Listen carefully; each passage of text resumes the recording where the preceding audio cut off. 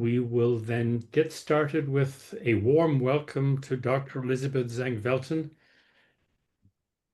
Dr. Elizabeth contacted us and said, I know this thing is confusing. We have an alphabet soup of treatments for radiation oncology. Would you be interested in learning more about it? And of course, we jumped at it and said yes, especially since you are so local to us here in Orange County. And we really appreciate that. So in the meantime, we scheduled this meeting, and Dr. Elizabeth also prepared a really wonderful paper that I will make available through the website. It'll be a document for the moment, but it's inspired us to try to start a little local library of resources as well. So it's the same basic topic as Dr. Elizabeth is talking about now, but we will look forward to that. In the meantime, we look forward to her presentation on what I think is very appropriately called the alphabet soup of radiation oncology. Dr. Elizabeth is with the Keck Medicine School of Medicine in USC in Orange County. So I believe, Dr. Elizabeth, this is a fairly new venture into Orange County from USC. Okay. The Dr. Elizabeth has an impressive resume for relatively fresh to the scene, but an impressive resume as you can see there in the middle, a young investigator. She started very young and with her achievements, educated in MIT and Southwestern. Your training, I believe, is in radiation oncology with SBRT, and at this group we do talk a lot about SBRT. And one of the things that I can do it, say personally. That has been the treatment that I took, and I think it's the best thing since sliced bread. And your research, it covers the whole gamut of what we're going to be talking about here. Your specialty, interestingly, is in PET-guided linear accelerator technology. I love the science and all of that, so we're looking forward to hearing from you. So, Doctor, with that, let me stop sharing my screen, and you can share yours, and we'll get going. Okay, thank you, Brian, for the kind introduction. I'm honored to be here. Thank you for the opportunity to meet with you all. I'm Dr. Zhang-Velten. I'm a radiation oncologist with USC, and as Brian mentioned, particularly I'm in Newport Beach and Buena Park, where USC has opened its Orange County clinics. I also make patient education content on YouTube, Instagram, and TikTok, and my handle on all three platforms is just Dr. Liz Zhang. As mentioned, tonight's talk is inspired by a comment I get from a lot of patients and fellow doctors, which is that radiation oncology has an awful lot of alphabet soup. Basically, what is this EBRT, VMAT, IMRT, LDR, all of that. So tonight, I'd like to present some slides to demystify all of these acronyms we radiation oncologists use, so that hopefully anyone listening tonight or who's watching this video later on YouTube who has been recently diagnosed with prostate cancer or knows someone with prostate cancer is better able to digest the options available and make the very personal decision of what's right for them, whether that be radiation, surgery, or something else. So thank you everyone for this honor, and let's begin.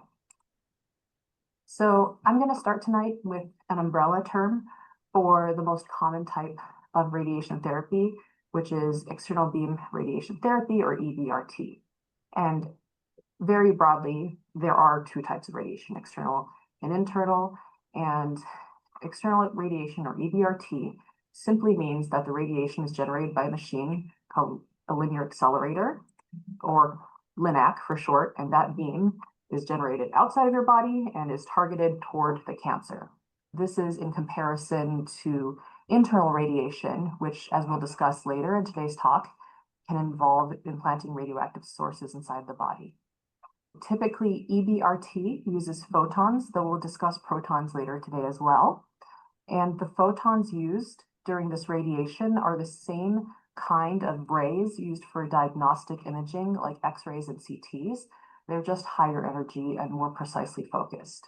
So just like you don't feel or see anything when getting a chest X-ray, for example, you won't feel or see anything during the minutes that a radiation beam is treating you.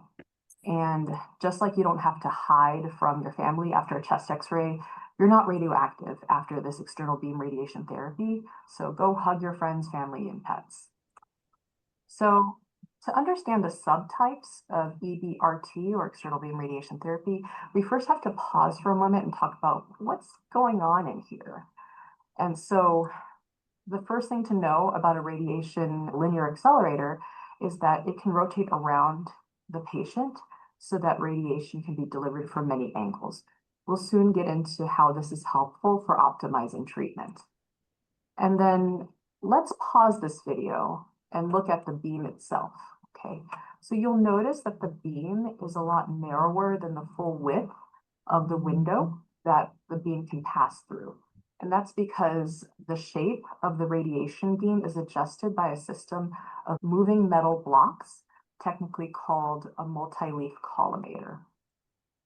So this piece of the radiation machine, the multi-leaf collimator, basically these are metal blocks that are controlled by software to move into pre-calculated positions as you're being treated, acting as a morphing radiation shield. And their position between the beam and your body allows these to strategically block some of the radiation beam, much in the way you could imagine shadow puppets blocking a portion of a flashlight beam. So this is the key to treating the prostate while minimizing radiation dose to neighboring tissues. And we'll talk tonight about how we have to worry about surrounding organs such as the bladder, the rectum, and the colon. So now to the alphabet soup. And I said we would get into the subtypes of EBRT, and we'll talk about them now. For historical context, I've included 3D conformal radiation therapy, or 3D CRT, and that's our first step. And it just helps us to conceptualize where we've moved further on. Let's start with 3D CRT. And if you know someone who got treated maybe over a decade ago, they may have received this sort of therapy, 3D conformal radiation therapy. It was an early type of external beam radiation therapy used for prostate cancer. And it simply means that at least two intersecting beams of radiation are aimed at the patient, and strategic blocking of the radiation beam is designed based on bony landmarks to reduce dose to normal tissues. So this type of radiation, the way that radiation doctors conceptualize this is simply called forward planning. And it's very simple. It's literally draw the target, and a radiation doctor back in the 90s would draw where they know the prostate to live based on bony landmarks. And then the next step would be to design the beam arrangement and the blocking. And so these orange rectangles I put here represent those metal leaves literally blocking the radiation beam, so that instead of a whole square of radiation being shot at the patient's body, it's this more carved shape, okay? So now what we looked at was just one angle, and in the 90s, there would have been typically three other angles.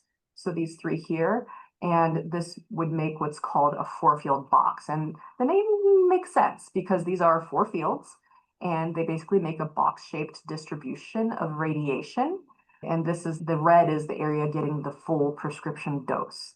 Though you can see in the green here and the blue colors here that there is lower radiation doses going through the patient before this intersection point. You can picture if you had four flashlights pointing to each other, how you would get that kind of box distribution. And this definitely did the job of covering the prostate with radiation. But back in the 90s and earlier, when people were getting treated this way, there were more toxicities. You can see that there's completely unnecessary dose to the femur. The femur is not involved with the prostate here, but it's getting completely clipped. Also back here behind the prostate is the rectum, and it's getting full dose. And although you can't see it in this slice of the CT, north of this, there would be a lot of dose to the bladder. And some people say, hey, my father got treated with radiation in the 90s, and I'm so terrified that I'm going to have the bad toxicities that he had. And luckily, we can say now, this is not, you're not going to get your father's radiation therapy. Things have moved along. So let's talk about then, let's move into the current decade, or even 10 years ago was when IMRT, or intensity modulated radiation therapy, started to become standard of care. So probably 2014 or so is when people across the US started to really implement this instead. And let's talk about what is this? So let's go back to this slide to refresh our memory on the capabilities of a radiation treatment machine or linear accelerator. And this can help us get the context of what is IMRT. So remember that the machine can deliver radiation at multiple angles. And remember that the shape of the beam can be adjusted by the multi-leaf collimator. Now, here's where I'm going to admit that I did give you an oversimplification when I showed this still picture of a multi-leaf collimator or MLC. Because if I show this video, you can see actually this machine, this hardware can actually move quite dynamically. In fact, it can move in real time while the radiation beam is on, and that lets us finally modulate the radiation dose. And that's why we say it's intensity modulated radiation therapy. And so the hardware came a long way, and then also the software came a long way in the sense that there's the ability to control each individual leaf and really manage this complex motion. So now looking back at our prior diagram where we were talking about the 3D radiation, now let's talk about how things are different on the planning side in intensity modulated radiation therapy or IMRT. Previously, we looked at these bony landmarks, and that's how in the 90s people drew the radiation volumes.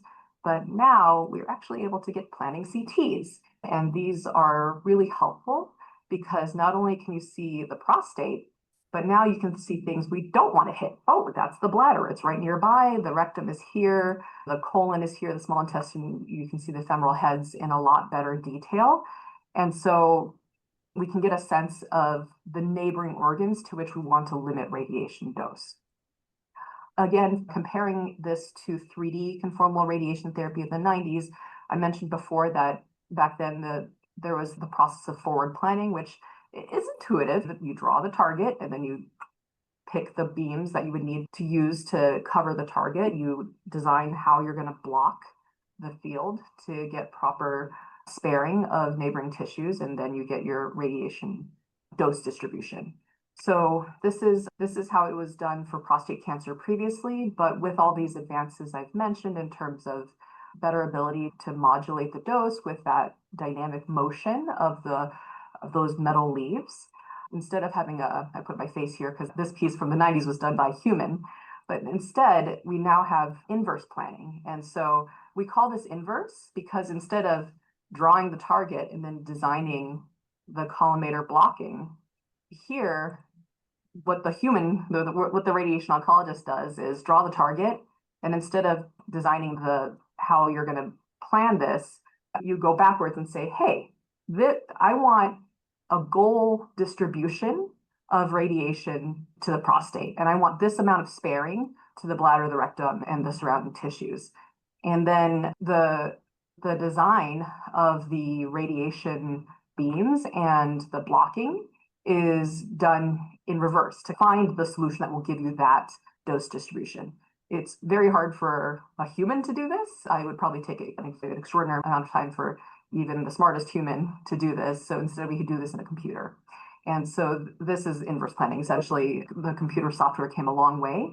And the program that you see here, granted very small on the screen, is the optimizer program that lets us calculate what dose distributions can be achieved with, how close we can get to that dose distribution with the beam arrangements and the strategic motion of the blocking. So instead of this box, we have multiple beams coming at the target and strategic blocking to get much better dose distributions.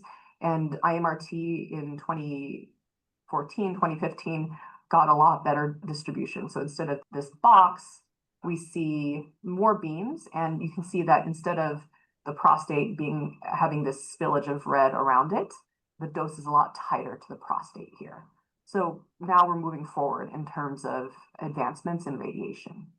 Now, and I should have said, you can see how the dose to the femurs is a lot lower, and instead of getting full red, the rectum is more in the green of this picture. Okay. So now let's go to the next step along the way. What is this VMAT, or radiation oncologists say VMAT, and that stands for volumetric modulated arc therapy.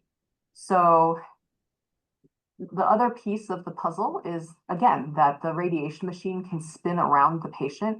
And so if you combine that ability with the real-time motion of the metal leaves that block the radiation beam, you can actually, instead of having, say, 6 beams that have strategic blocking, you can actually move the machine around the patient and in real time basically finally move the metal leaves in real time.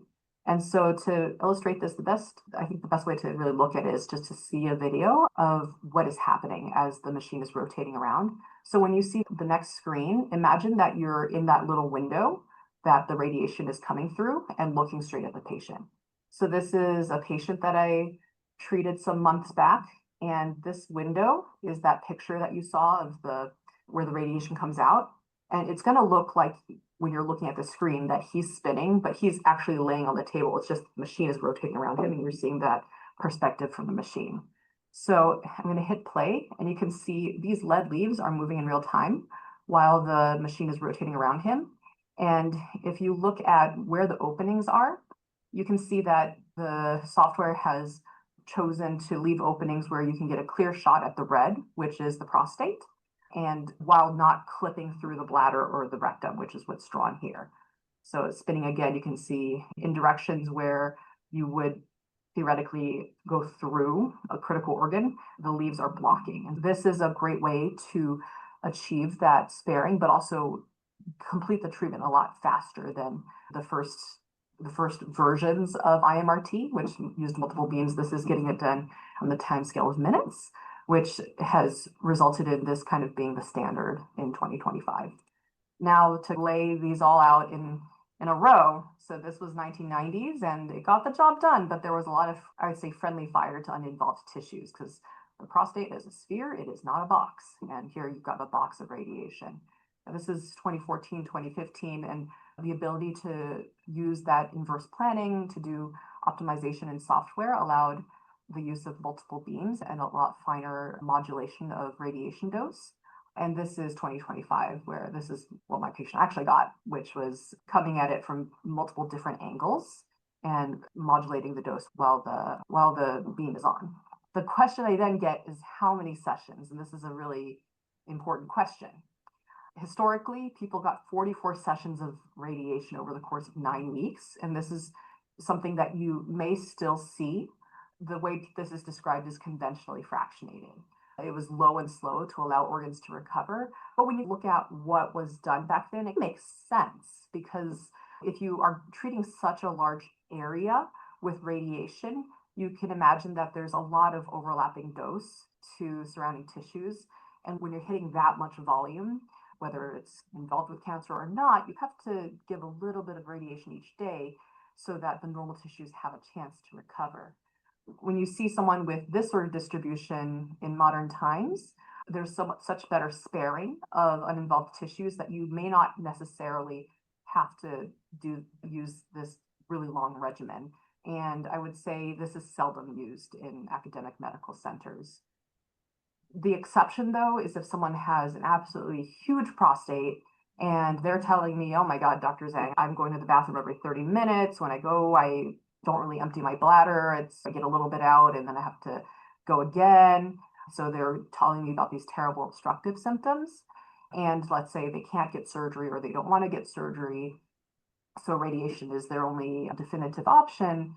For that person, I will try to see if we can give any medicines to reduce the prostate size. For example, if they're planned for androgen deprivation therapy like Lupron to suppress the testosterone, I might start that in advance, because I know that will probably shrink the prostate to a degree that we may not have to do a low and slow approach.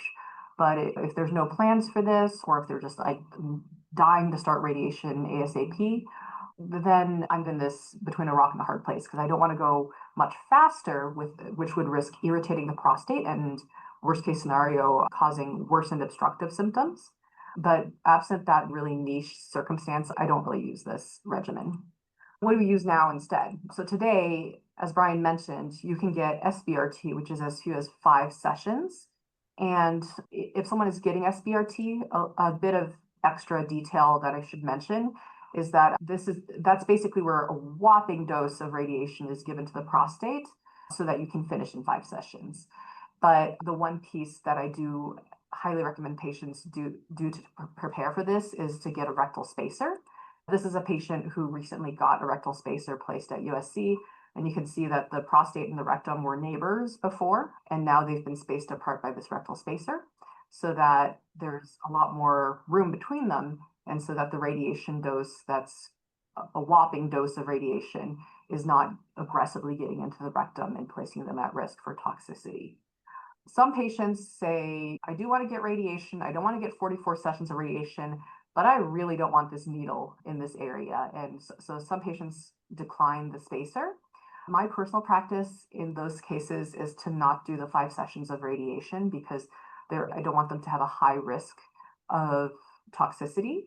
But a middle ground is 20 to 28 sessions of radiation or hypofractionated radiation. So I'm going to show these pictures, and you're going to notice these are actual pictures of people who got these different sessions. So this man got 5 sessions, so the SBRT. This man got 20 sessions, which we would call VMAT. And this man got 44 sessions, and we also call that VMAT. So basically, you're going to notice these pictures are pretty much identical. And that's because basically the dose distribution is, the only thing that's different is the dose intensity. SBRT is VMAT, and that's why I categorize it, at least for the sake of prostate cancer, as a subset of VMAT, which in turn is a subset of IMRT. But basically, these are all the same dose distribution. So how then does a radiation oncologist choose the dose and number of sessions? What I base it on is simply, I mentioned it before, but the baseline urinary symptoms. If someone is telling me, oh, I'm peeing like a champ, I might get up once in the middle of the night to pee, I always empty my bladder, I feel great, then he may do great with 5 sessions of radiation, even though there is some swelling of the prostate that can happen. He's likely going to do just fine with that. Also, it helps if it's a smaller prostate, so there's a little bit less overlap with surrounding areas. If someone has a really huge prostate, sometimes it's a little bit harder to meet what we have as guidelines for safe limits of overlapping dose to surrounding organs like the colon, the bladder, the rectum. And so if it's really hard to meet the 5 session limit, sometimes it's a lot easier to meet it in 28 or 20. And so that might be the tiebreaker between one regimen or the other. But that's purely it. It's just their baseline urinary symptoms and the ability to meet surrounding organ constraints. As much as I can, I try to get people done in 5 sessions, or if not 5, then 20. If not 20, then 28, and rarely do I ever use 24 sessions. So that was the overview of external beam radiation therapy. So again, we don't really do 3D conformal radiation therapy anymore. What we do is IMRT, a subset of which is VMAT, and that's the IMRT that's done with the machine shooting radiation, carving the radiation dose as it rotates around the patient for efficiency. And then a subset of VMAT is SBRT, which is just the VMAT, but cranked up to a dose that gets it done in 5 sessions. Now, just to get some more details in here, again, remember that 3D conformal radiation is more of a historical standard. And regarding what I mentioned about IMRT, VMAT, and SBRT, just that what defines SBRT is what's called an ablative dose, basically just a really high dose with more precision to make that safe. And remember, again, if someone's getting any of these, I think rectal spacer is a good option to reduce toxicity, but I strongly recommend it if someone's going to get SBRT. So now the elephant in the room. What about protons? And so that is a question I get all the time. And I think to talk about this question, let's first pause and talk about what are protons and what is normally used. So what I just talked to you about is photons. And so those are, again, those rays that are the same rays that are used for X-rays and CTs. So photons are massless, they go through and through. And photons are heavy, they have mass. And so they'll lose energy as they collide with the body's matter, and they'll stop after some distance. One maybe odd way I think about this is, okay, everyone, imagine you have a huge block of Jell-O. And if I come up to that block of Jell-O, and I've got lasers or flashlights and I shine it at the block of jello, that's just going to go through and through. That's how photons are, right? They don't have mass. They're just going to go through. And the way that radiation oncologists get around this conundrum is to use multiple beams, so that instead of, say, 4 bright beams like we saw from the 1990s picture, imagine instead of 4 flashlights that are super bright, you have 20 flashlights that are dim. And where they intersect, that's really bright. That's basically the principle of VMAT. Now, what do protons do? So instead of thinking of light going through a block of jello, imagine you're throwing tennis balls at this block of jello. And so here you can imagine that after some distance, the tennis ball is going to be colliding with the matter that is the jello and lose its energy and stop. And that is the benefit, I would say, of protons. So a way that this is represented is these charts for photons. This is a percentage depth dose curve that some physicists obtained. But basically what you have to know is that it goes in and it keeps going right through and through. And this is the distance across a patient. If you're shooting protons, they go in, they stop at a certain point. So just like the tennis ball loses its energy. That's the kind of key difference. And so what does that look like in terms of radiation? We're going to revisit this picture from the old school radiation where things went through and through. That was a problem because you would get a lot of unintended dose to structures that didn't need it. Here with protons, basically the radiation would be shot from one side and basically distribute a bunch of dose in the middle where the prostate's living. And then that would be it. And then it would be shot from the other side, distribute a bunch of dose and stop in the middle. And so that's a beautiful thing about this sort of technology, because there's no exit dose or virtually no exit dose from this method. And it also allows the radiation oncologist to not be shooting direct through the bladder or through the rectum. The question then is this relevant in the era of IMRT or VMAT? Because, what I showed you with the box with the 4 beams, that certainly had a lot of overlapping dose to the critical surrounding tissues. But if we look at a picture of VMAT where the high dose, what I have at the bottom is if you change your windowing to just see what is 80% of your prescription dose and higher going to, it is very tight to the prostate. Now, if you look at dose that's, say, half of the prescription dose and higher, it's starting to bow out of the target. And then if you go to a much lower dose, like this blue here is 20% of the prescription dose, that is coming out of the target, and it is more widespread than what for protons. And so really what is saved by proton therapy is this low dose bath that is typical of VMAT or IMRT. And I think what we should ask then is, let's ask the patients. And so a trial that is really important to know is a trial called the Particle trial. Particle here is spelled interestingly. It's particle with QOL. And the reason is that this was a randomized trial. This is actually, as far as I'm aware, the first phase 3 randomized trial of protons versus photons with modern radiation techniques, I think ever, like in any disease site. So this was super exciting. This was published last year, it was presented last year at ASTRO, which is the American Society for Radiation Oncology annual conference. And this was a randomized trial with multiple academic centers that are capable of proton and photon irradiation. And so 450 patients with low and intermediate risk prostate cancer were either randomized to photons or protons. But importantly, because we're thinking, is this relevant in this current era where we don't use 3D anymore? So they had to get IMRT or VMAT if they were randomized to photons. And so the key question that the radiation oncologists were asking was, what was the quality of life of these patients? And in particular, they were focused on the patient-reported outcomes. So not how the radiation oncologist rates the patient's diarrhea. The patients were given surveys and asked, how is your diarrhea? Like, how would you actually personally quantify it? And so they were asked to quantify their bowel function, the change from their baseline bowel quality of life.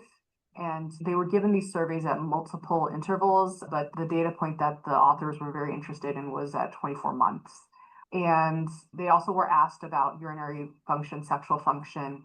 And although the main time point was 2 years, they actually followed these patients thus far for a median of 5 years. And this is the kicker. It turns out on this trial, there was no statistically significant difference in bowel function or other quality of life domains between patients treated with photons or IMRT, protons or IMRT. So at least for the particular question of prostate cancer, whether to get protons or photons, I think this is good quality evidence to suggest that either is a good option. And so the first author of this study wrote, we can use either of these tools with comparably excellent outcomes. There have been so many advances in the delivery of contemporary radiation, such as the incorporation of scanned and modulated beams and imaging, that I think the potential gaps between these technologies, meaning protons and photons, have narrowed over time. This is definitely not me saying don't get proton radiation, but I think that this is good quality evidence to say that if it would be a financial hardship, if it would be a logistical hardship, if you live far away from a proton center, it is very reasonable and arguably equivalent to get photons for the case of localized prostate cancer. So that was my spiel thus far on external beam radiation therapy. And so I'd like to transition now to internal radiation or brachytherapy. And so just as a review, we talked about all these subtypes of external beam radiation therapy. And now we're going to talk about internal radiation. And there are two subtypes, more alphabet soup here, of HDR and LDR brachytherapy. I love my Jello metaphors. So I'm going to ask everybody, how would you light up this gelatin blob? And there are two ways that you can conceptualize this. One using the external beam radiation therapy model, and another that will help us think about internal radiation. So there's a blob of Jello. And if you're using external beam radiation therapy, you've got flashlights, okay? If you point these flashlights at various intersecting directions, that's how you're able to cover that area with light, which is my metaphor for radiation dose, and to limit the toxicities, like the entrance, so that any one beam entering through the body has minimal dose as compared to where they're intersecting. But again, although it does achieve that really good conformal dose distribution at the target, there is that issue, as we mentioned, of low dose bath. Those entrance beams coming from all the various directions do still have contribution. And that's because you have to shoot through bowel, through bladder, through rectum to get to your target. So now, instead of flashlights, internal radiation, I want you to think of glow sticks, okay? So you have a bunch of glow sticks and you're going to put them into the Jello. And here, again, the light in my metaphor here is representing the radiation. And so the light just has to travel a little bit of distance to then get to the rest of the Jello. And so now you're not shooting through all those critical organs to get to your target. And so that is, I would say, a major advantage of internal radiation or brachytherapy. When I mentioned glow sticks, I really meant seeds. So brachytherapy, usually people think of radiation seeds. So these glow sticks here that you see in the blob, really what I'm talking about is seeds in the prostate. And so that's the main difference between internal and external radiation therapy. But now let's talk further about what are these two subtypes, HDR and LDR brachytherapy, because we're almost through the alphabet soup and this is our last stop. And believe it or not, when you think of HDR versus LDR, what I want you to think of is for here or to go, okay? So what do I mean by that? So when we are looking at these pictures, you can see that at first glance, these pictures look really similar. We have the prostate gland, this is the bladder above the prostate gland, and you've got instrumentation going into the prostate. But you'll notice that these are hollow needles. You don't really see seeds in this picture. Whereas in this picture, which I have for LDR or low dose rate, actual seeds being injected into the prostate. So what on earth do I mean by for here or to go? So let's talk about, I think, maybe the more intuitive example here, which is low dose rate brachytherapy. And so low dose rate brachytherapy, I call it radiation to go because these are seeds that are permanently implanted in the prostate. And when after you wake up from surgery, you're going to walk off with them. This is radiation to go. So these are radioactive seeds, for example, iodine 125 or palladium 103, which are implanted into the prostate gland. And every time these radioactive isotopes undergo a decay, radiation is released. And that in turn doses the prostate. So these are decays that will happen over the course of several weeks and months. And that's why it's called LDR, because it's low dose rate. And it is convenient because it's a single OR session in which these are implanted. But there are risks. One risk to know about is that the prostate, I keep making these jello metaphors because it is soft. It is a soft gland. It is not a brick wall. There can be cases where a seed may migrate, and this can cause problems in terms of, God forbid, if a seed migrates and goes toward a critical structure, such as the urethra, there can be unintended dose to the urethra. Or if a seed migrates, there could be underdosing in terms of where the radiation was supposed to go. If it's moved away from there might be a portion of the prostate that gets underdosed. So that's a risk. And your radiation oncologist would take images to make sure that you have not had significant migration. Another risk is that you may be measurably radioactive at close distance, because remember, you walked off with these radioactive seeds in your body. What do I mean by that? I don't mean that you'll be a danger to people as you walk past them on the street, but generally radiation doctors may tell you no grandkids in your lap. You may be told not to cuddle with someone in a spooning position so that your pelvis is right against them. So there are some weeks and months where you could be measurably radioactive. So that's LDR brachytherapy, or low dose rate. So what is this high dose rate brachytherapy? And so the reason I call this radiation for here is that this is temporary implantation of hollow needles into the prostate gland. What you see here are basically these needles serving as hollow channels for a radioactive source to be launched into pre-calculated positions within the prostate. For this to be feasible and practical, of course, you need a radioactive source that's going to give the radiation dose very quickly, because nobody's going to want to have these needles in their body for a prolonged period of time. So typically people will use iridium-192 because this can deliver the dose over the course of minutes. And because that is a quick process, that's called high dose rate, and that's all that means, HDR, high dose rate. Then after that's done, the whole apparatus comes out of the body. So the needles come out, the radioactive source has been withdrawn, and all that radioactive stuff is kept at the hospital. So you don't take it with you. It was radiation for here, and you're not radioactive after the procedure. So that is an advantage, because you're not walking off worrying that you're going to expose a grandkid in your lap to radiation. You also know that the radiation was delivered as intended. And what I mean by that is you don't have the issue of radioactive seeds migrating over the course of weeks, because remember, it was done and it was taken out. But one thing to really know about this is if someone is getting this kind of brachytherapy as their primary treatment, I'm saying that because in some cases, someone might get this as a boost of radiation to external beam radiation therapy. But if someone, say, has low risk prostate cancer, favorable intermediate risk prostate cancer, this might be all the radiation they get. In those cases, it is important to know that it's recommended to get 2 brachytherapy sessions if you're going to get HDR. And that's because, remember, the radiation was given over a short time.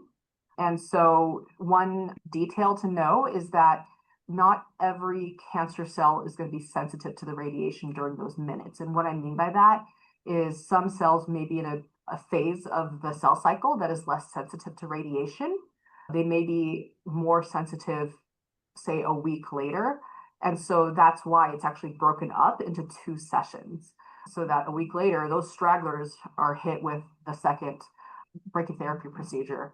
And with the 2-session course, the outcomes are really good.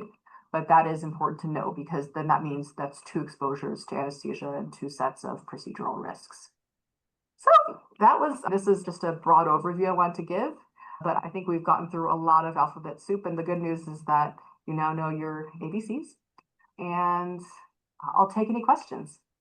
Thank you all for your time. Dr. Velten, this is Chuck Metzger. I really appreciate it. I learned more in the last 40 minutes than I did in 41 years of practice. This is Oh, no way. this is amazing. A radiation person that speaks normal stuff. This is Oh, really great. It was very informative, and it I'm so certainly glad. answered a lot of the issues. When would you add external beam to the permanent seeds? Such a good question. So when I typically see external beam and seeds used together are very high risk prostate cancer. So what I usually counsel people on is if they have intact, intact prostate cancer and they have, say, Gleason 9, maybe they have extracapsular extension, all the bad things. I typically will discuss with them the brachytherapy boost in that situation. There are some people who even do it for unfavorable intermediate risk prostate cancer based on the SBRT, but that trial. But I think that the one piece that I emphasize to patients is the benefit is more of a biochemical survival, biochemical relapse-free survival, like the PSA behaving. That's what the benefit is. And I don't think there's strong data to suggest it's an overall survival benefit. And I tend to discuss it more for people who are like really high risk. And the second question, do you think there's any difference in the two generally available rectal spacers? In my opinion, yes. Now, I have to admit, I have not yet placed a Barrigel yet. I'm actually in talks with them of getting a program going. But when I used to place these spacers myself, and I did the credentialing process through Spacor. And I think that at least when I've done the Spacor injections, it can be a little bit difficult to plunge the solution. And I think one advantage of the Barrigel is that you can actually touch up if you're like, I didn't get enough spacing there, you can actually put the needle back through and touch that up and paint the distribution, which is quite difficult to do with Spacor. And that's the feedback I've gotten from peers who have tried both.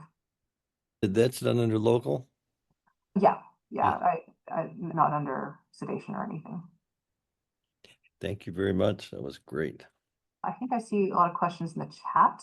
Let me just, Dr. Liz, just to get to the chat, of course, tell anybody who really needs to, who would like to ask questions, put them in the chat ideally so that we have the exact wording. But if you want to come in and explain your question, please do. If you want to ask a question or participate without being recorded, just let me know. I'll pause the recording and then we'll turn it on again and you can remain anonymous just like that.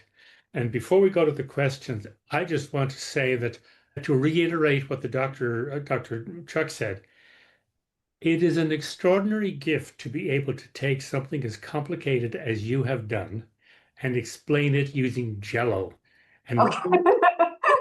and language, difficult scientific concept that in a language that lay people can understand. Well, I appreciate it. Thank you so much. That means a lot. So with that, you have access yourself to the chat. So you go ahead and select the ones you want and you can read them. You don't need me to do that. And we'll see what's going on. I've got a question, if I may. Please. Okay, go ahead. Yes, thank you very much, doctor. It was very informative. I just found out I was diagnosed with prostate cancer basically about a week ago, maybe closer to 2 weeks. Relatively new, and I'm being faced right off the bat with trying to learn what I can about it and then proceeding with either surgery or radiation. I have to say that just at this particular point, I'm leaning towards surgery, but maybe around 60-40 kind of towards surgery. I do have an enlarged prostate, and I just wondered if you had anything to say about my situation. Oh, thank you so much, Craig, for asking the question, and I mean for sharing that very personal information. That's a vulnerable thing to talk about, and I appreciate that a lot. So this is such a personal decision, and I agree that there's a lot to think about.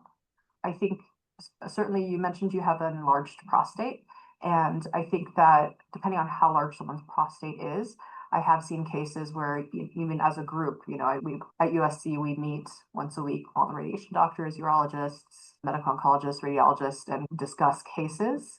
And oftentimes when someone has a larger prostate, I will admit we tend to lean toward surgery. And that's because if you think about the urethra, the bladder coming to a funnel and then the urethra passing through the prostate, if the prostate is very large, it's this obstruction that is in the way. And so treating it with radiation, there can be temporarily some swelling of the prostate, which oftentimes will worsen someone's urinary symptoms. In a nightmare scenario, I think I've seen a rare situation where someone actually obstructed and needed a Foley because of the swelling. You can imagine like the walls of the prostate, the urethra getting narrower. That's extremely rare, but it can happen.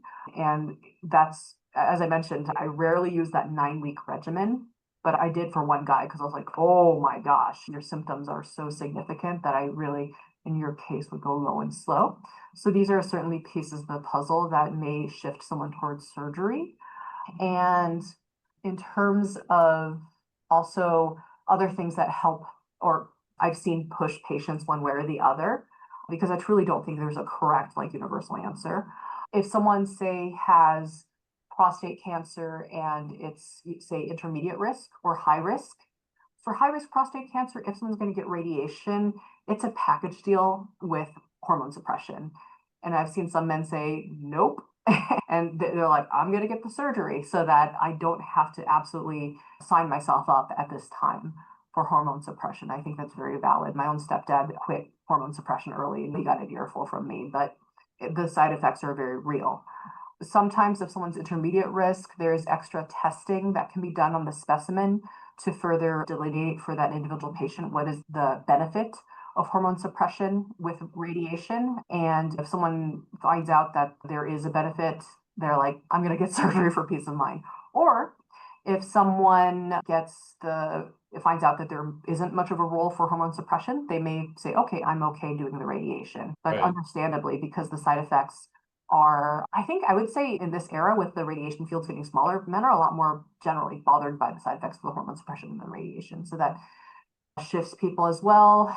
Radiation, I mentioned, can temporarily worsen the urination. In most men, they recover, but I would say 30 to 40% of men have a mild worsening of their urinary symptoms that is permanent, and 10% have a moderate worsening that is permanent. And so if someone is already, oh my gosh, I'm miserable with my urinary side effects, urinary baseline, then I think that I think it's reasonable to do the surgery. Other people say, I don't want I know I'm like going in multiple directions, I apologize, but some people think to themselves, with the surgery, there is still definitely urinary side effects from the surgery in terms of incontinence. The prostate is removed and the base of the penis is reattached to the bladder after a little rim of even bladder muscles removed. And so there is this period where you're retraining your bladder. And so for some men, they really just don't want to entertain that. And I've seen other men choose radiation for that reason. Thank you so much, Doctor. And I want to thank the site for hosting this. It's been wonderful. I do have to run. Oh yeah, sorry, I talked a lot. No, it's just, this has been very helpful to me, and I am leaning towards surgery, but I wanted to hear what you had to say. It's fascinating, and the technology is just phenomenal. I think in my situation, I do have an enlarged prostate. I do have frequency of urination issues, and I think this is helping me come to a decision. Good. It's a pretty tough decision. Hey, Craig, Yes, this group has support groups the 2nd and 4th. I will be. Tuesday of the month, Yes, and you're welcome to attend, and we'll be happy to give you individual attention. thank you so much. I plan to attend, and I will wish you all a very good night. Look forward to seeing Great. and others who need help. Thank you so much. Thank you. Everyone have a very good night. It's been wonderful. Bye-bye. Bye. Dr. Liz, there are 3 questions, I think, in the chat from James Zilling. So Yeah. perhaps we could address those. He took the time to write them in. Yeah, I appreciate it. Radiation is spread over days, so Normal cells have time in recovery. Don't prostate cancer cells also have time to recover? Seems like the best radiation would be 24/7 radiation directly targeted as possible, targeted to the adjacent prostate cancer cells with minimal radiation to nearby normal cells. Such a good question. I would say you're right. Radiation is usually divided up into multiple days, at minimum 5 days, but again, as many as 44. The reason that even 44, like dividing it to little tiny doses over 44, has been found to be effective is that it's actually exploiting something about cancer cells, which is that they don't have the same quality control of DNA damage as our normal cells. That's to spare you a lecture on radiobiology. It's how they became a cancer to begin with. And so normally when our normal tissues get hit with radiation, they are like, whoa, I've had a DNA break. I need to stop. I need to repair this. And that's how they recover and move forward from an insult from radiation. Cancer cells, I'm going to keep trying to divide. I'm just going to do my thing and not do the same quality control. As a result, eventually they're going to try to divide and they're going to die. That's why back in the day, I think the way Dr. Timmerman, my mentor, described it is back when you had the box of radiation, it was hitting everything.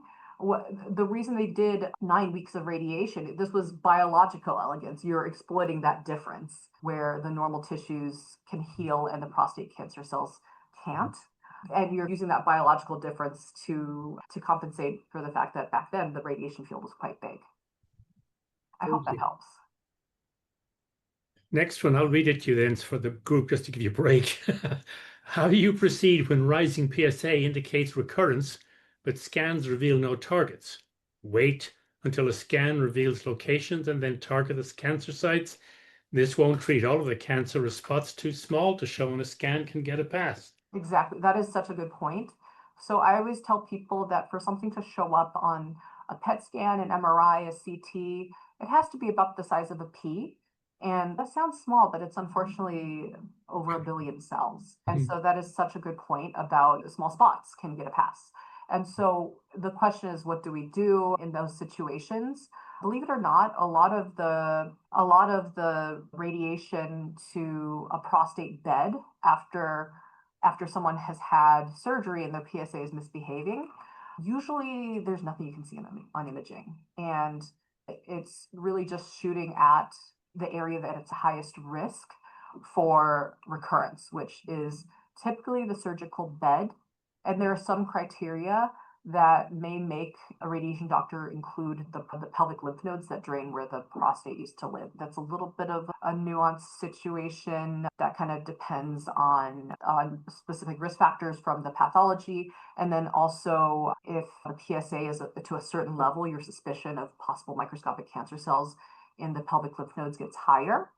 But typically if PSA has crossed, say, 0.2, I usually talk to the patient about salvage radiation, even if we can't see anything.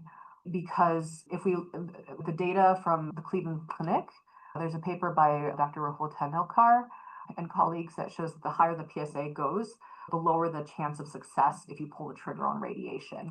Once it crosses 0.1 or 0.2, I tend to want to treat. Thank you. Since you're talking about that and the recurrence, let's go to Bob's question. What type of radiation is used for oligometastatic lesions? Oh, yeah. Sorry, I got happy. So it's SBRT, so that's why I'm happy. Typically, if this is a limited spot, and what I mean by limited is there's only 1 to 2 to 3, maybe 4 spots on someone's PSMA, and also that if they're small, that they're not taking over an entire bone, for instance. They're limited to a few centimeters within the bone. My practice, and generally the practice at USC, is to just blast these with radiation. And when I say blast, again, I'm talking really focal in terms of the radiation. So lots of intersecting beams instead of a box of radiation, and a high dose radiation, so that when you use SBRT, which is again those ablative doses, the idea is to not just knock back the tumor, but to kill it. And the reason I would do this is, one, let's say someone is on no systemic therapy and they don't want to start systemic therapy. then typically I'll talk to them about, there are some data suggesting that you could just hit the troublemaker spots you can't see and extend their period of time off their Lupron or whatever hormonal suppression they're on. Is there a chance of the PSA coming back up later? There is, but for some patients, that is a quality of life that they get for some months to maybe over a year off the hormone suppression. So that's one mechanism, or one way that someone might get SBRT for oligometastasis. Another situation I've seen is if someone is on their hormone suppression and their scan looks perfect except for one spot that's being a troublemaker, like everything is listening to that hormone suppression but one spot, but maybe they're tolerating it well, don't want to change that systemic therapy. Sometimes we see this in terms of different tumors have different behaviors. The doctors will refer to it as tumor heterogeneity. And so if one spot is not listening, let me shoot it. And then the rest of the spots can keep listening. Thank you. As long as you're touting the praises of SBRT, there's another question from Craig asking, I've heard on support group about different guidance mechanism for SBRT. Can you describe them, the pros and cons? Oh, such a good question. So I think, Craig, correct me if I'm wrong. What I'm understanding is, are you talking about making sure that the radiation goes where it's meant to? Do I have that right? Real-time imaging? PSMA guided, Yes, CT guided, exactly. MRI. Yeah. Yeah. Okay. So there are different ways to do this for sure. I think the most common way I see that people do this is they'll get the relevant imaging. So if someone, say, has a spot in their spine, for instance, I'll get an MRI, I'll get the planning CT, and I'll get their PSMA PET, and I'll fuse all the imaging in my software so that I can line up all the pixels and make sure that what I'm drawing on the CT, which is used for the radiation planning, also corresponds to what I see on the MRI and also corresponds to the PET, so that I know I'm including all the areas at risk. And then I work with a team, including a dosimetrist and a physicist, to arrange the beams of the radiation in the computer so that we can get a model of where the radiation will go. And then the patient comes back for treatment. But I think this is part of your question, Craig. Like, how do we know what I planned in the computer is actually what your body gets? And so there are some pieces of that. One is, before we lay a human on the machine that gives the radiation, a physicist actually measures the dose. Like, we without a person on the machine, run the plan as if it's going to be shooting you, but we measure the dose in real time and check the dose distribution as measured on the machine to make sure it matches what we planned in the computer. This is called quality assurance, or QA. And that has to be approved by the physicist and me before we're laying a human on the machine. Secondly, when you're on the machine, so I'm going to go back a second and talk about radiation positioning. Anyone who's gotten radiation here probably remembers being molded into, it's a literal mold of your body. So it's almost this beanbag thing that you lay in, and we pull the air out of it and it curls the shape of your body. But so for those cases, we have basically some immobilization devices to make sure that your positioning is reproducible between when you got your CT for the radiation planning and when you come for radiation. We also make some real-time shifts. And what I mean by that is, while you're on the table before we turn radiation beams on you, the machine can actually do its own real-time CT, and that gets overlaid with your radiation planning CT. And sometimes I might move someone like a millimeter, or I might move them like one angle, like one degree, excuse me, in a certain rotation to make it match. And then we'll also do real-time x-rays while someone's getting treated for those minutes, just in case, because someone might shift just slightly in the middle of those minutes. And we do that to make sure intra-fraction while within the session that we're catching that motion and adjusting for it. We did earlier mention PET-based imaging.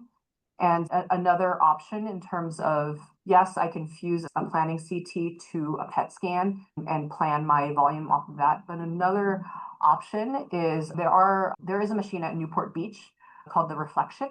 And that is unique in that the machine, in addition to being a linear accelerator, i.e. a treatment machine, also has a PET scan. And the PET scanner, signal from the PET scanner, importantly, is processed fast enough for the radiation machine to account for it and shoot back at it. So I'm getting a little bit off topic, but for example, if someone has a lung cancer and the lung tumor is moving because they're breathing, the machine can detect that based on the PET signal and chase it with the radiation dose to account for that motion. And so this is also used for, say, it's rare for prostate cancer to go for the lungs, but that can be done for metastatic prostate cancer to the lungs, or more commonly prostate cancer, if God forbid it metastasizes, it can go to the bones. And so the PET scanner linear accelerator can also treat based on PET signal in the bones. The one detail I should mention that is that at this time, our machine is FDA approved to treat with FDG and not PSMA, but there is research going on at various centers across the country on moving forward with pushing the envelope with PSMA PET as well. Thank you. I do have a personal anecdote to tell then, because when I was in the SBRT machine, they showed me, I could see while I was in the machine, the outline in one color of the prostate, and then the outline of the prostate with plus or maybe 2 millimeters outside it. And the machine would stop if the radiation drifted more than a couple of millimeters away from the target. Okay, so that was because they wanted everything to be stable. So in order to keep things stable, they said, come with a comfortably full bladder, because without that, the prostate's going to move around and give us heartache. So in order to relax me, while I was sitting there with a comfortably full bladder, they had this peaceful scene on the TV. I remember this story. And waterfall. Waterfall. So that did not help. Yeah. Well, However, Craig, to answer your question, sorry, Brian. as the doctor has says, there are mechanisms that are just impressive as heck with the software to keep it really on target. Thank you. I really appreciate it. And I loved your presentation. Thank you so much, Craig. I appreciate it. And thank you for listening to my presentation. That's really all of you. Let's see, looking at other questions. Brian, do you want to move to Ira's question, or? Take your choice, but Craig had another one then you might want to comment on, because to be very honest, I haven't personally used these tests, so I'm not really able to comment. I apologize. And then Bob, you had a couple of questions there about the treatments. Did you get answers from what the doctor was saying? Not quite. Tell me. If you're in an oligometastatic situation, which I could be in the future, it seems that I've heard doctors go with hormone treatment first before they hit the spots. What is normally done that you do or your facility does? And does it really, because of the side effects, can you still hit the spots without the hormone suppression? Yeah, such a good question, Bob. I would say, I think the reason there's maybe conflicting practices is that the data is less clear. And I would say there's still studies being done. For example, there was just a publication, gosh, when was this? This was, it was this month so there was a Canadian group that just published on, let's say someone has oligometastatic castrate-resistant prostate cancer. And let's say, and as you said, Bob, sometimes in those cases, really we're just talking about systemic therapy. But in those cases, the question this paper was asking is, let's say someone's on systemic therapy now for a metastatic castrate-resistant prostate cancer, does SBRT add anything? They only have 3 spots a day. Where do we shoot the 3 spots? And this study found that yes, it actually did prolong disease control. The amount of time that the men who got SBRT, in addition to their hormone suppression, their systemic therapy, in this case it was androgen deprivation therapy plus enzalutamide, the amount of time that they went without imaging showing new spots was doubled by SBRT. And so it's thought that, as mentioned, because this group asks awesome questions, there are potentially microscopic chromosomes of tumor that we can't see on imaging. But if we shoot the spots that we can see, perhaps because that's where the biggest foci are of cancer, it does show a benefit. So I think that answers one of the questions, which is... Actually, it's the opposite I was asking. Okay. If you're not on any treatment yet in recurrence, and they find a spot or spots, oligometastatic, and you want to treat those spots, but not do hormone suppression. So you're not on anything yet. You find spots. Can you just go ahead and treat those spots? Yes. That's a great question. So I have often done that. I've done that for multiple people who they only have a few spots. And I don't think there's a clear gold standard of what to do in this situation. A lot of people, as you've alluded to, Bob, do start hormone suppression or some sort of systemic therapy. But there are other people who say, I can't tolerate that at this time because these have a lot of side effects. And I have, in those cases, just shot the visible areas so that we can hopefully just control the prostate cancer so that they can go off the hormone suppression. One person that I can recall treating, this was when I was a resident, but he had his PSA was slowly rising after prostatectomy. He got salvage radiation to the pelvis, and his PSA continued to rise, which implied it was somewhere else distantly away from the pelvis area. This was before PSMA was widespread, and it wasn't like now where you can get it at any time. But he finally went for PSMA, like traveled to get a PSMA PET, and it showed, oh, of all places, it landed in his thoracic vertebra. We shot that with radiation and PSA went undetectable. So he was happy because he was just like, he was working full time as a doctor. He did not feel like he could tolerate the hormone suppression. He'd been on it for a short time when he got salvage radiation to the prostate surgical bed and didn't tolerate it well. So it was that as an approach. Is it the gold standard? I would say I can't say that it's the gold standard, but there are data like small patient series on treating just the visible spots and extending someone's time off hormone suppression. Okay, thank you. For sure. Let me jump back, if I may, to the very Francis, I think, has had to leave, but he did ask this question. Oh, yeah, sorry. There's little doubt that the radiation oncologist has a significant role in the design of the beam distribution. Can you speak a bit to the training? Because that's a highly skilled challenge. And I think if I'm reading the question correctly, it's about the RTs, like the radiation therapy. And the radiation, yeah. So I would say I've seen various levels of like familiarity with, say, IMRT, SBRT. And USC isn't the first hospital I worked in or hospital system I've worked in. I would say right now, oh my gosh, our radiation therapists in Newport Beach and Fauna Park, they've been working for 15, 20 years. The most I've ever had to move anything was like 2 millimeters. They're so good. And so like most of the time I walk up and I'm like, you don't need me. And then I'm like, I might try to move it, but it's too good. And I would say some radiation therapists are phenomenal and they can really tell when something's on, when something's not on. At USC, the MD has to approve all the films. Like the radiation therapists can take the films, but they need to be approved by an MD. But that said, I've seen some radiation therapists who have the sharpest eyes, and they're really fantastic at making sure that someone is set up really well. I have also seen cases at another hospital I worked at where maybe someone was less familiar with SBRT and was completely matching wrong. And so when I ran to the machine, I was like, oh, thank goodness you paged me because you are very off. And so I think it depends.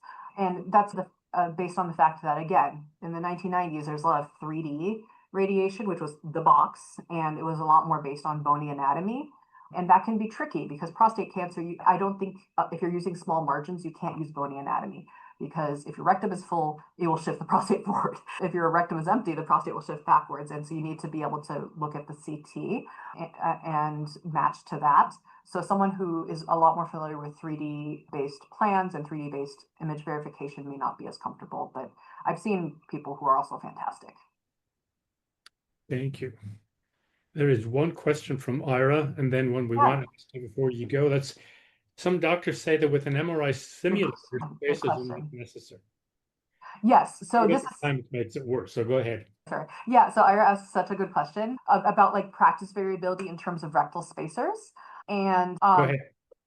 With an MRI simulator, so for context, where I trained at UT Southwestern, we did have an MRI simulator and we still used rectal spacers. And it's because I believe in minimizing dose as much as possible.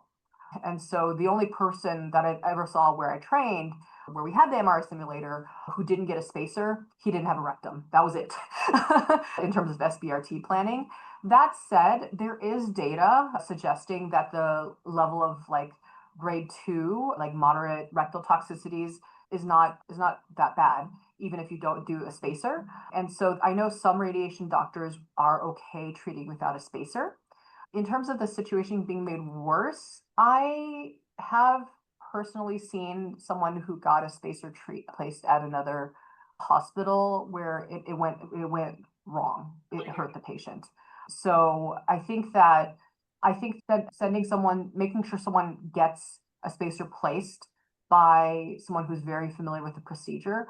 Basically, Barrigel is basically the same material as like cosmetic fillers. Okay. So just like you would not tell someone to go get a cosmetic filler or whatever procedure from someone who's not experienced, it really depends on the hands of the person who does it. I think that you can see these placements go wrong. It's rare, but if it goes wrong, it can go really wrong. So that is a true fact that I wouldn't say a third of the time, but that I have seen spacers go wrong in a bad way. And so, for instance, right now, all the spacers at USC are done by our like procedural specialist at main campus. And this man did half of a surgical residency before he switched to radiation oncology. So every procedure he's done, every spacer he's done is like beautiful. So that is someone I trust. But you're right. Like I would not necessarily refer someone to someone who say has had less experience. I've placed these myself as well. I feel comfortable, but it can be user dependent, unfortunately. To the point of extracapsular extension, if someone has posterior extracapsular extension, as Ira pointed out, I usually don't like to do a spacer. And that's because if you can imagine, there's the prostate, behind it is the rectum posteriorly. If it's breaking through the capsule posteriorly, there could be little microscopic crumbs of tumor that are already between the prostate and the rectum. And if you inject gel there, you could be pushing prostate cancer away from where the radiation is going to go. So posterior extracapsular extension, I usually don't favor a spacer. But otherwise, if someone has a little bit of extracapsular extension, but it's not in that direction, I think it's still reasonable to do a spacer. Can I ask a follow-up question Please. on the just something this like the extracapsular extension? So sometimes it doesn't show, but maybe there's specs. How do you know if there is or isn't? Maybe it's just something I'm not understanding. Because you know what I'm saying? Because I always hear about people who have treatment and then later on it spreads all over the place. So how do you know if there's extracapsular extension or not?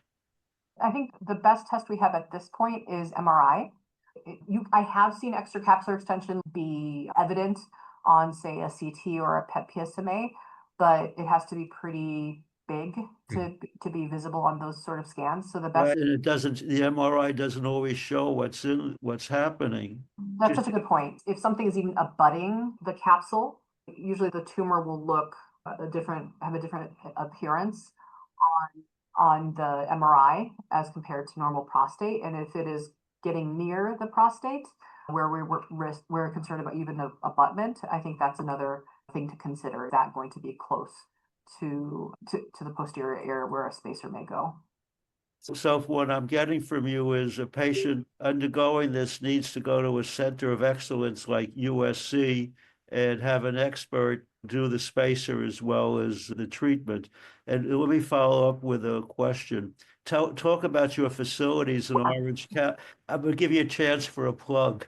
Talk about your facilities in Orange County and overall for USC. Sure. Thanks for the opportunity. But so let me start by saying, like, every radiation facility, so the machines at Buena Park and Newport Beach, the two OC sites, they both have a TrueBeam, which is the machine I showed a picture of. And I would say that would be the state of the art for SBRT, that like really focal treatment. And that's the same machine that SBRT is done on at main campus, like USC main campus. The plans are planned by the same team of physicists and dosimetrists. And also the machines are interchangeable.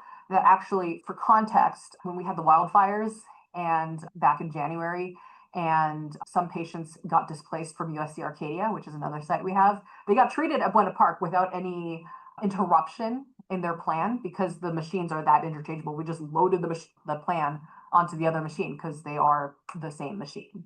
That's one nice thing about the web, I would say, of different clinics that our radiation is standardized.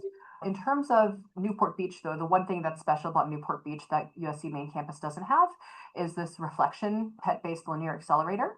So the one that takes the real-time PET and actually follows the PET signal with the radiation, can literally chase the PET signal with the radiation.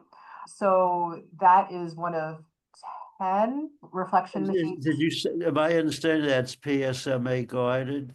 At this time, it's PET guided, but not yet PSMA. So at this time, it's FDA approved for FDG. So that's the one that's related to FDG. sugar.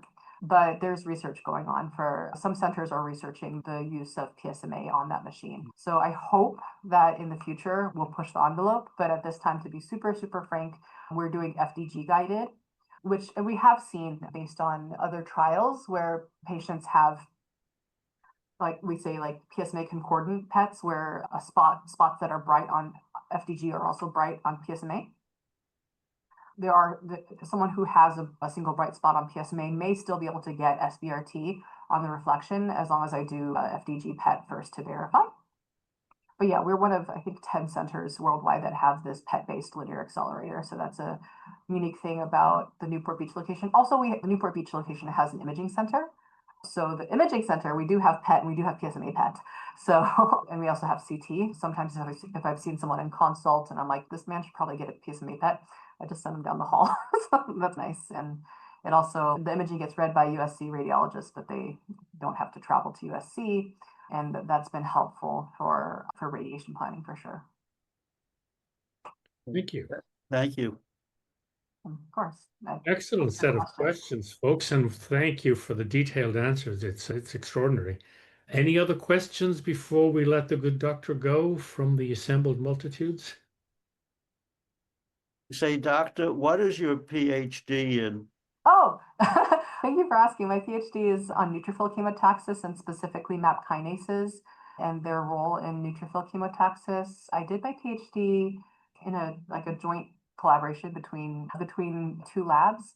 One was like a math-based lab and another was a biochemistry lab. And I ended up doing a lot of image analysis to quantify the MAP kinases, like their immunofluorescence. And then that made me realize that medical imaging and image analysis, and then I ended up becoming a radiation oncologist. Nice path. Very good. Thank you for a very informative talk. Really. I'm gonna, when it's published, I'm gonna listen to it a few times because I'm a slow learner. And speaking of that, it is being recorded. I will work on it over the weekend. I expect to have it up on the site early this next week. So it's there for all to see. And thank you very much indeed, Doctor. And I should probably put the link to the write-up if anyone's interested, or maybe that'll be emailed out or something, because it's online somewhere. Link to the... I think, isn't there, or is it not online yet? Sorry, I think I'm misremembering. I wrote like a... Yes, let me clarify. The doctor wrote a phenomenal paper for us explaining the various things, stuff there. On the website, on the homepage, in the news and views section, I will post a link to where that document is. It'll be a PDF. But the rest of it, a summary of the whole presentation here will be there along with the transcript on both the site and on the YouTube channel. So we should have plenty of opportunity to think again and again, Ira, about learning by repetition. So thank you very much. I don't know. Ira asked such nuanced questions that I think he's selling himself very short. Yeah. He's been doing this for maybe a week or two. Yeah. So thank you. Dr. Metzger, anything from you before we go? No, but I just want to again thank you very much for that. Thank you so much. Really well done. It's going to be well viewed on the video library and clears up a whole bunch of things for a lot of people. So thank you very much. Superstar. Thank you, everybody. Really appreciate it. Thank you, everyone. Thank you so much. Have a good night. Right. Thank you very much.